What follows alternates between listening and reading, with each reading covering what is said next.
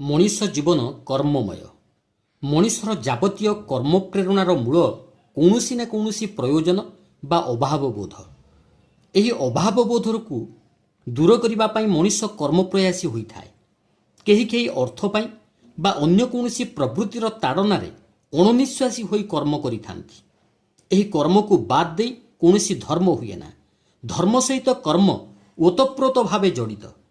ଶ୍ରୀ ଶ୍ରୀ ଠାକୁର ଧର୍ମର ସଂଜ୍ଞା ନିରୂପଣ କରିବାକୁ ଯାଇ କହିଛନ୍ତି, যা করলে বাঞ্চা বাড়া সমন্বয়ে বেড়েই যায়, তাকেই জানি সে ধর্ম বলে, ধর্ম থাকে আর কোথায়। অর্থাৎ ଯେଉଁ କର୍ମ କରିଲେ ମଣିଷ ବଞ୍ଚି ରୁହେ ଏବଂ ବୃଦ୍ଧିର ପଥରେ ଆଗେଇ ପାରେ ତାକୁ ଧର୍ମ କୁହାଯାଏ। ସାଧାରଣତଃ ସମସ୍ତେ କୁହନ୍ତି କର୍ମ ହିଁ ଧର୍ମ, କିନ୍ତୁ ବାସ୍ତବରେ ସକଳ କର୍ମ ଧର୍ମ ହୋଇପାରିବ ନାହିଁ।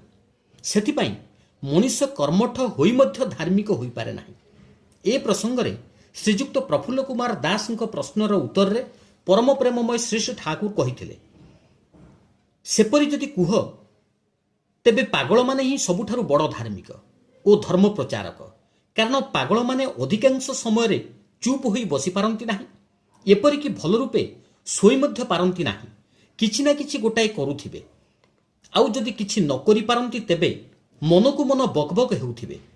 ପୁଣି ସାଧାରଣ କର୍ମଠ ଲୋକମାନଙ୍କ ମଧ୍ୟରେ ଦେଖିବାକୁ ପାଇବ, ସେମାନେ କୌଣସି ନା କୌଣସି ପ୍ରବୃତ୍ତି ତାଡ଼ିତ ହୋଇ ତାର ପରିପୂରଣ ଉଦ୍ଦେଶ୍ୟରେ ଛୋଟାଛୋଟି କରୁଛନ୍ତି।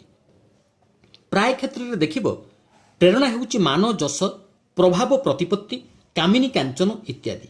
ଆତ୍ମସୁଖ କାମନାରେ ଏଇ ଯେଉଁ ଉଦ୍ବେସ୍ତତା, ଏହା ମଧ୍ୟ ଏକ ରକମର ପାଗଳାମୀ। ମଣିଷ ଯେ ପର୍ଯ୍ୟନ୍ତ ଆତ୍ମସୁଖ କାମନାରେ ଆବଦ୍ଧ, ତାର ଜୀବନ ପଶୁ ଜୀବନ ସହିତ ସମାନ। ଧାନ କ୍ଷେତ ଦେଖି ଗୋରୁଟା ପଘା ଛିଡ଼ାଇ ଦୌଡ଼ ମାରିଲା। ଗୋରୁର ସେହି କର୍ମକୁ ଯଦି ଗୋଟାଏ ମହତ୍ତ୍ୱପୂର୍ଣ୍ଣ ଧର୍ମକାର୍ଯ୍ୟ ବୋଲି ମନେ ନ କର, ତାହେଲେ ହୀନ ପ୍ରବୃତ୍ତି ଲାଳସାରେ ଯେଉଁମାନେ ଆକାଶ ପାତାଳ ଏକା କରି ଦେଉଛନ୍ତି, ସେମାନଙ୍କର ସେ ପ୍ରଚେଷ୍ଟାକୁ ଧର୍ମର ଅଭିବ୍ୟକ୍ତି ବୋଲି ମନେ କରିବାକୁ ଯିବ କାହିଁକି? ଅସଲ କଥା, ଆତ୍ମେନ୍ଦ୍ରିୟ ପ୍ରୀତି ଇଚ୍ଛା ତାରେ ବୋଲେ କାମ, কৃষ্ণেন্দ্রিয় প্রীতি ইচ্ছা ধরে প্রেম নাম।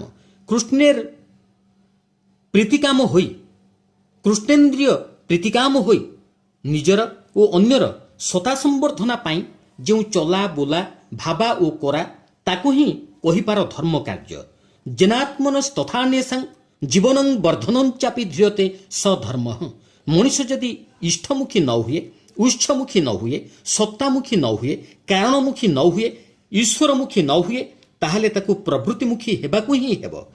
ଆଉ ଯେତେ ଦିନ ଯାଏ ସେ ପ୍ରବୃତ୍ତି କବଳରେ ଥିବ, ସେତେ ଦିନ ଯାଏ ସେ ନିଜର ହେଉ ବା ଅପରର ହେଉ ସତ୍ତାକୁ ପୁଷ୍ଟ କରି ତୋଳିପାରିବ ନାହିଁ, ଅର୍ଥାତ୍ ସତ୍ତାର ସେବାରେ ଲାଗିପାରିବ ନାହିଁ। ଧର୍ମର ପ୍ରକୃତ କାମ ହେଲା ସତ୍ତାକୁ ନେଇ ମଣିଷ ଆତ୍ମସ୍ଥ ସତ୍ତାରେ ସ୍ଥିତିଲାଭ କରି ଅନ୍ୟର ସତ୍ତାକୁ ଯଦି ପୋଷଣ ଦେଇ ନ ପାରିଲା, ତାହେଲେ ସେ ଯେତେ ଯାହା କରୁନା କାହିଁକି, ସେ କରିବାର ଦାମ କ'ଣ?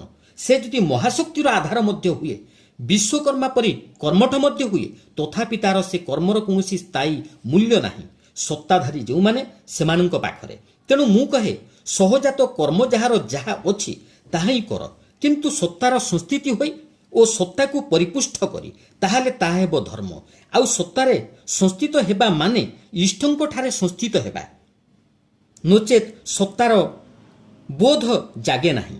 ଶିକ୍ଷକ, ଓକିଲ, ଡାକ୍ତର, ମୁକ୍ତାର, ଧୋବା, ନାପିତ, କମାର, କୁମ୍ଭାର, ଦୋକାନଦାର, ଚାକର, କୃଷକ, ନେତା, ରାଜା, ମନ୍ତ୍ରୀ, ମଜଦୁର ଯେ କେହି ହୁଅନ୍ତୁ ନା କାହିଁକି, ପ୍ରତ୍ୟେକଙ୍କର କର୍ମ ଧର୍ମ ହୋଇପାରେ ଯଦି ତାହା ଇଷ୍ଟଙ୍କର ପ୍ରୀତି ଓ ଆରାଧନା ପାଇଁ ହୁଏ, ଇଷ୍ଟାର୍ଥୀ ଲୋକସେବା ପାଇଁ ହୁଏ।